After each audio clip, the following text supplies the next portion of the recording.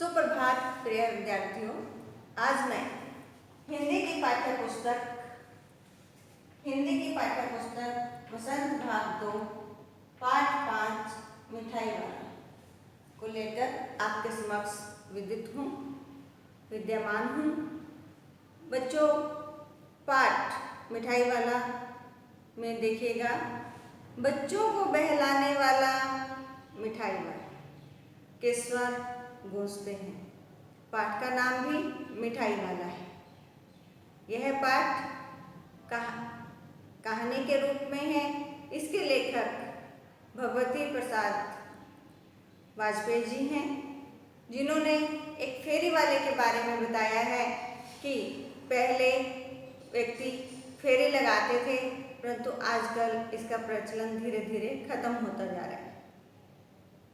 ये पाठ केवल फेरी वाले के लिए एक ही वस्तु को लेकर नहीं है। इस पाठ में पहले खिलौने बेचने आता है, वही व्यक्ति फेरी लगाता है। दूसरा, फिर वो मुरलियाँ लेकर आता है, फिर वो मिठाई लेकर आता है। बच्चों, आपने भी सुना होगा, कभी कभार जब हमारी छुट्टियाँ होती हैं तो फेरी वाले आते हैं। विशेष तौर पर जब आप गर्मी के मौसम में ठंडी ठंडी आइसक्रीम खाने का मन करता है आपका, तो आवाज़ आती है। कभी वो घंटी की आवाज़ से बुलाता है, कभी वो हमें गाने सुनाकर बुलाता है। तो हम, चाहे हम सो रहे होते हैं या जाग रहे, हम जैसे भी होते हैं, दौड़े हुए बाहर निकल जाते हैं। तो इस पाठ में भी फेरी वाले, मिठाई वाले, मुरली वाले, खिलौने वाले की आवाज़ सुनते ही बच्चे, चाहे वो पार्क में हैं, चाहे वो घरों में हैं, उनको ये भी नहीं पता लगता कि वो उनकी टोपी कहीं गिर गई है, उनका पाजामा ढीला हो गया है। वो दौड़े हुए उस मुरली वाले, मिठाई वाले के पास दौड़े चले जाते और उनसे मिठाई खरीदते हैं, कोई मुरली लेता है। तो बच्चों, इसमें ये खिलौने वाला कोई विशेष रूप से एक समृद्ध व्यक्ति है। सिर्फ वो बच्चों के प्यार से इस शहर में मिठाई बेचने आता है, क्योंकि उसके भी 2 छोटे छोटे बच्चे थे। उनका एक भरा पूरा परिवार था, बंगले थे, गाड़ी थे, सब कुछ था, परंतु किसी कारणवश उनका वो उससे पत्नी, बच्चे सब कुछ छिन गए, मृत्यु हो गई उनकी। वो उन छोटे छोटे नन्हे बच्चों में अपने बच्चों को ढूंढने आता है, उनका प्यार ढूंढने आता है। वो कहता है कि शायद मेरे बच्चे इन बच्चों में कहीं न कहीं होंगे।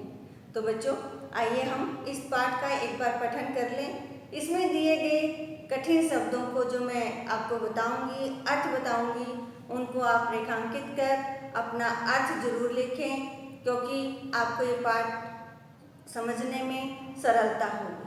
तो आइए, मिठाई वाला। बहुत ही मीठे स्वरों के साथ वह गलियों में घूमता हुआ कहता, बच्चों को बहलाने वाला, खिलौने वाला। इस अधूरे वाक्य को वह ऐसे विचित्र किंतु मादक मधुर ढंग से गाकर कहता कि सुनने वाले एक बार अस्थिर हो उठते। बच्चों, स्वरों, आवाज, विचित्र, अनोखा, मस्त, मादक, मस्त, मधुर, मीठा, ढंग, तरीका। कहते हैं इस अधूरे वाक्य को वह ऐसे अनोखे किंतु मस्त मीठे तरीके से गाकर कहता कि सुनने वाले एक बार अस्थिर, पुतला हो उठते। अस्थिर का अर्थ है पुतला। उनके स्नेहाभिषिक्त कंठ से फूटा हुआ गान सुनकर निकट के मकानों में हलचल मच जाती। उनके स्नेहाभिषिक्त, स्नेही से भरे हुए कंठ, गले से जो आवाज निकलती थी, जो गान फूटता था, उसे सुनकर आसपास के मकानों में हलचल मच जाती। छोटे छोटे बच्चों को अपनी गोद में लिए युवतियां चिकों को उठाकर छज्जों पर नीचे झांकने लगती।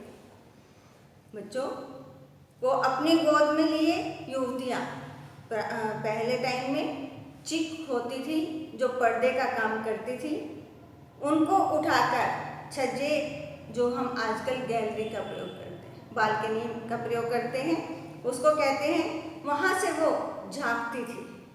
गलियों और उनके अंतर्व्यापी छोटे छोटे उद्यानों में खेलते और इठलाते हुए बच्चों का झुंड उसे घेर लेता और तब वह खिलौने वाला वहीं बैठकर खिलौनों की पेटी खोल देता।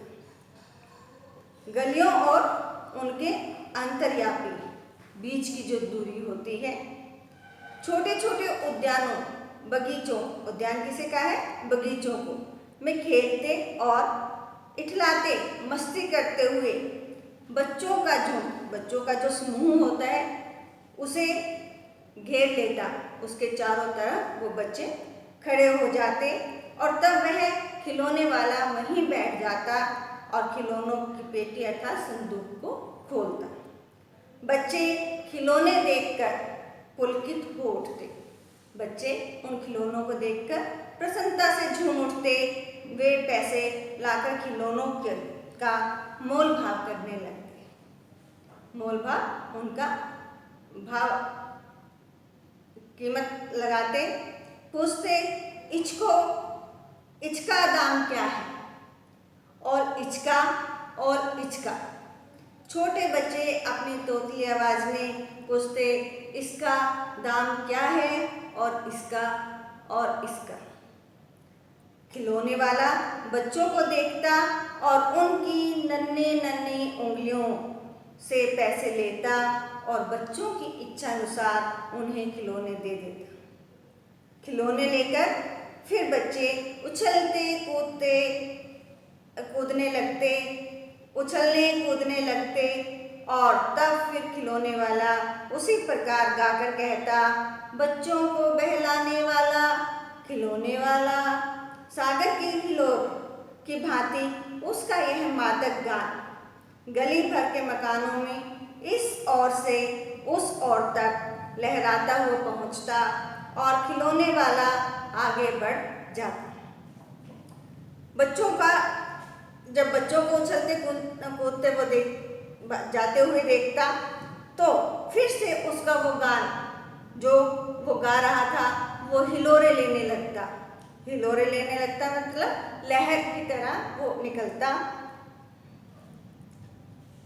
उसके बाद वो खिलौनों को लेकर आगे बढ़ता रहता। राय विजय बहादुर के बच्चे भी एक दिन खिलौने लेकर घर आए। वे 2 बच्चे थे, चुन्नू और मुन्नू। चुन्नू जब खिलौने ले आया तो बोला, मेला घोला कैसा सुंदर रे। कहता अपनी तोतली आवाज में, मेरा घोड़ा कैसा सुंदर है। मुन्नू बोला, ओल देखो मेला कैसा सुंदर है, और अरे देखो मेरा कैसा सुंदर है। दोनों अपने हाथी घोड़े लेकर घर भर में उछलने लगे। इन बच्चों की माँ रोहिणी कुछ देर तक खड़े खड़े उनका खेल निखरती मीन्स देखती रही। अंत में दोनों बच्चों को बुलाकर उसने पूछा, अरे ओ चुन्नू मुन्नू, ये खिलौने तुमने कितने में लिए हैं? मुन्नू बोला, 2 पैसे में खिलौने खिलौने वाला दे गया ये। रोहिणी सोचने लगी, इतने सस्ते कैसे दे गया है, यह तो वही जाने, लेकिन दे तो गया ही है, इतना तो निश्चय है। निश्चय अर्थात पक्का। एक जरा सी बात ठहरी, रोहिणी अपने काम में लगी। फिर कभी उसे इस बात पर विचार करने की आवश्यकता अर्थात जरूरत भी भला क्यों पड़ती। 6 महीने बाद नगर भर में 2-4 दिनों से एक मुरली वाले के आने का समाचार फैल गया। मुरली वाले अर्थात बांसुरी वाले। लोग कहने लगे, भाई वाह, मुरली बजाने में वह एक ही उस्ताद है। उस्ताद अर्थात माहिर। वह एक ही माहिर है। मुरली बजाकर गाना सुनाकर वह मुरली बेचता भी है, सो भी 2-2 पैसे में ही। भला इसमें उसे क्या मिलता होगा? मेहनत भी तो नहीं आती होगी। एक व्यक्ति ने पूछ लिया, कैसा है वह मुरली वाला? मैंने तो उसे नहीं देखा। उत्तर मिला, उम्र तो उसकी अभी तक न होगी। उम्र तो उसकी अभी अधिक न होगी, यही 30-32 का होगा। दुबला पतला गोरा युवक है। बीकानेरी रंगीन साफा बांधता है। वही तो नहीं जो पहले खिलौने बेचा करता था। क्या वह पहले खिलौने भी बेचा करता था? हाँ, जो आकार प्रकार तुमने बतलाया उसी प्रकार का वह भी था। तो वही होगा, पर भाई है वह उस्ताद। उस्ताद का अर्थ बताया था ना बच्चों, माहिर। प्रतिदिन हर रोज इसी प्रकार उस मुरली वाले की चर्चा होती। प्रतिदिन नगर की प्रत्येक गली में उसका मादक मधुर मृदुल कोमल स्वर सुनाई पड़ता। बच्चों को बहलाने वाला मुरलिया वाला। रोहिणी ने मुरली वाले का यह स्वर सुना, तुरंत ही उसे खिलौने वाले का स्मरण हो आया। स्मरण मीन्स याद। उसने मन ही मन कहा, खिलौने वाला भी इसी तरह गा गा कर खिलौने बेचा करता था। रोहिणी उठकर अपने पति विजय बाबू के पास गई। जरा उस मुरली वाले को बुलाओ तो चुन्नू मुन्नू के लिए ले लो। क्या पता यह फिर इधर आए न आए। वे भी जान पड़ता है पार्क में खेलने निकल गए हैं। पार्क अर्थात बगीचे। विजय बाबू एक समाचार पत्र पढ़ रहे थे। उसी तरह उसे लिए हुए वे दरवाजे पर आकर मुरली वाले से बोले, क्यों भाई, किस तरह देते हो मुरली? किसी की टोपी गली में गिरी पड़ी, किसी का जूता पार्क में ही छूट गया और किसी की सोथनी अर्थात पजामा ही ढीली होकर लटक आई है। इस तरह दौड़ते हाँफते हुए बच्चों का झुंड आ पहुंचा। एक स्वर से सब बोल उठे, अम्बी ले दे मुरली और अम्बी ले दे मुरली, अर्थात मुझे भी ले दो मुरली, मुझे भी ले दो मुरली। मुरली वाला हर्ष गदगद हो उठा, बोला, सबको देंगे भैया, लेकिन जरा रुको, ठहरो, एक एक को देने दो। हर्ष मीन्स खुशी, प्रसन्नता। गदगद शिथिल, अभी तो इतनी जल्दी हम कहीं लौट थोड़े ही जाएंगे, बेचने तो आए ही हैं, और हैं भी इस समय मेरे पास 1-2 नहीं, पूरी 57। हाँ बाबूजी, क्या पूछा था आपने? कितने में दी? दी तो वैसे 3-3 पैसे में के हिसाब से है, पर आपको 2-2 पैसे में ही दे दूंगा। विजय बाबू भीतर बाहर दोनों रूपों में मुस्कुरा रहे थे। मुस्कुराना अर्थात हंसना। मन ही मन कहने लगे, कैसा है, देता तो सबको इसी भाव से है, पर मुझ पर उल्टा एहसान लाद रहा है। फिर बोले, तुम लोगों की झूठ बोलने की आदत होती है, देते होंगे सभी को 2-2 पैसे में, पर एहसान का बोझा मेरे ऊपर लाद रही है। मुरली वाला एकदम अप्रतिभ हो उठा, अप्रतिभ उदास। बोला, आपको क्या पता बाबूजी, इनकी असली लागत क्या है? लागत अर्थात कीमत। यह तो ग्राहकों का दस्तूर होता है। यह तो जो ग्राहक होता है उसके खरीदने वाले का दस्तूर अर्थात नियम होता है कि दुकानदार चाहे हानि उठाकर चीज ने क्यों बेचे, हानि मीन्स घाटा, पर ग्राहक यही समझते हैं दुकानदार मुझे लूट रहा है। आप भला काहे को विश्वास करेंगे, लेकिन सच पूछिए तो बाबूजी असली दाम मूल्य 2 ही पैसा है। आप कहीं से 2 पैसे में ये मुरली नहीं पा सकते। मैंने तो पूरी 1000 बनवाई थी, तभी मुझे इस भाव पड़ी है। विजय बाबू बोले, अच्छा मुझे ज़्यादा वक्त नहीं, वक्त था समय, जल्दी से 2 ठो निकाल दो। 2 ठो का मतलब ही। 2 मुरलियाँ लेकर विजय बाबू फिर मकान के भीतर पहुंच गए। मुरली वाला देर तक उन बच्चों के झुंड में मुरलियाँ बेचता रहा। उसके पास कई रंग की मुरलियाँ थी। बच्चे जो रंग पसंद करते, मुरलियाँ वाला उसी रंग की मुरलियाँ निकाल देता। यह बड़ी अच्छी मुरली है, तुम यही ले लो बाबू।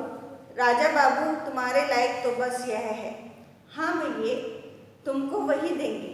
ये लो, तुमको वैसी ले चाहिए, यह नारंगी रंग की। अच्छा वही ले आए पैसे। अच्छा ये लो, तुम्हारे लिए मैंने पहले ही से यह निकाल रखी है थी।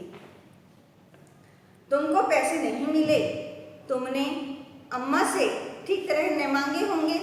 धोती पकड़कर पैरों में लिपटकर अम्मा से पैसे मांगे जाते हैं बाबू।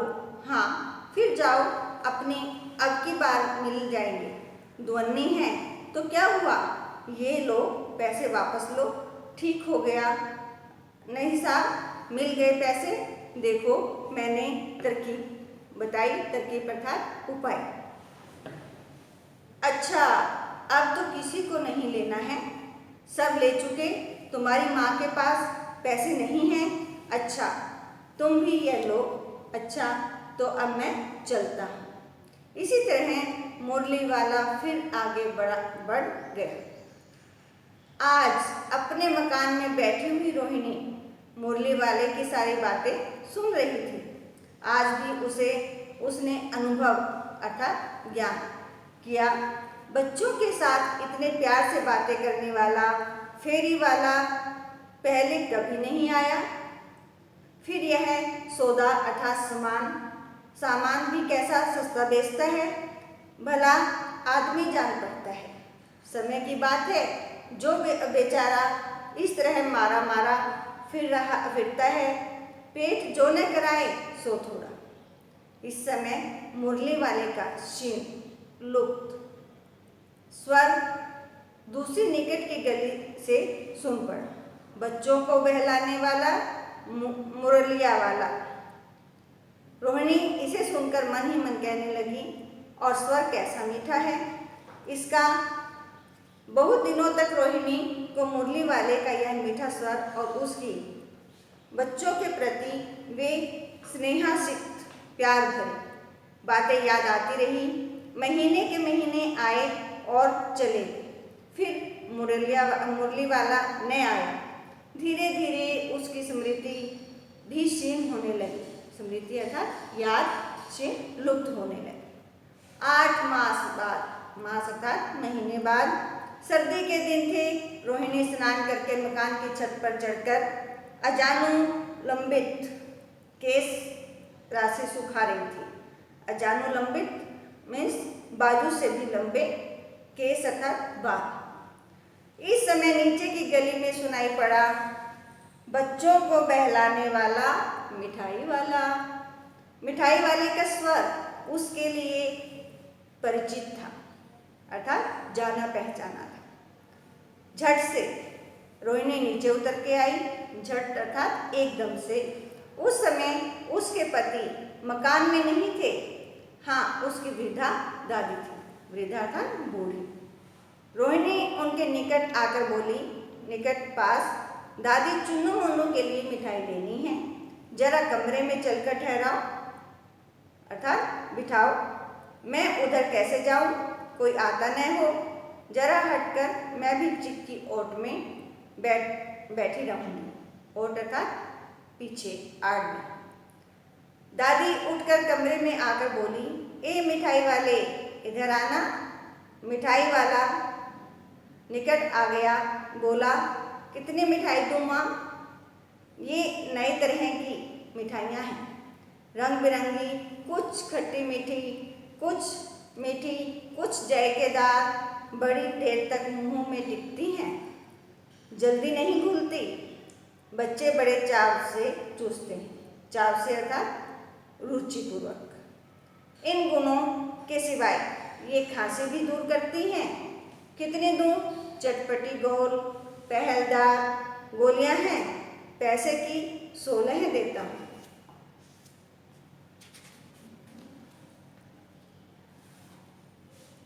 दादी बोली, 16 तो बहुत कम होती हैं, भला 25 तो देते। मिठाई वाला, नहीं दादी, अधिक नहीं दे सकता, इतना भी देता हूँ, यह अब मैं तुम्हें क्या, खैर मैं अधिक न दे सकूँगा। रोहिणी दादी के पास ही थी, बोली, दादी फिर भी काफ़ी सस्ता दे रहा है, 4 पैसे की ले लो, यह पैसे रहे। मिठाई वाला मिठाइयाँ गिनने लगा। तो 4 की दे दो।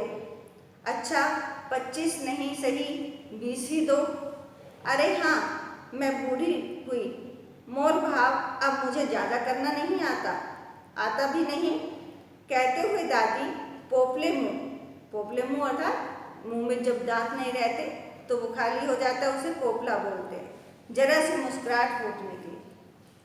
रोहिणी ने दादी से कहा, दादी इससे पूछो, तुम इस शहर में और कभी आए थे या पहली बार आए हो? यहाँ के निवासी तो तुम हो नहीं। दादी ने इस कथन को दोहराने की चेष्टा, कथन में कहे हुए को दोहराने की कोशिश की ही थी कि मिठाई वाले ने उत्तर दिया, पहली बार नहीं, और भी कई बार आ चुका हूँ। रोहिणी चिक की आड़ से ही बोली, पहले यही मिठाई बेचते हुए आए थे या और कोई चीज़ लेकर? मिठाई वाला हर्ष, संचय, संकोच और विस्मय आदि आश्चर्य अर्थात हैरानी भावों में डूबकर बोला, इससे पहले मुरली लेकर आया था और उससे भी पहले खिलौने लेकर। रोहिणी का अनुमान अर्थात अंदाजा ठीक निकला। अब तो वह उससे और भी कुछ बातें पूछने के लिए अस्थिर अर्थात बेचैन उठी। वह बोली, इन व्यवसायों अर्थात रोजगार में भला तुम्हें क्या मिलता होगा? वह बोला, मिलता भला क्या है, यही खाने भर को मिल जाता है, कभी नहीं भी मिलता है, पर हाँ संतोष, धैर्य, धीरज और कभी कभी असीम अधिक सुख जरूर मिलते हैं, और यही मैं चाहता भी हूँ। सो कैसे, वह भी बताओ। अब व्यर्थ बेकार उन बातों की चर्चा क्यों करूं? उन्हें आप जाने ही दें। उन बातों को सुनकर आपको दुख होगा। जब इतना बताया है तब और भी बता दो। मैं बहुत उत्सुक अर्थात जिज्ञासु हूँ। तुम्हारा हर्जा नहीं होगा, मिठाई मैं और भी ले लूँगी। अतिशय, अत्यधिक गंभीरता गहराई के साथ मिठाई वाले ने कहा, मैं भी अपने नगर का एक प्रतिष्ठित अर्थात सम्मानित आदमी था। मकान, व्यवसाय, गाड़ी, घोड़े, नौकर, चाकर सभी कुछ था। स्त्री थी, छोटे छोटे 2 बच्चे भी थे। मेरा वह सोने का संसार था। बाहर संपत्ति का वैभव ऐश्वर्य, भीतर संसारिक सुख था। स्त्री सुंदर थी, मेरी प्राण थी।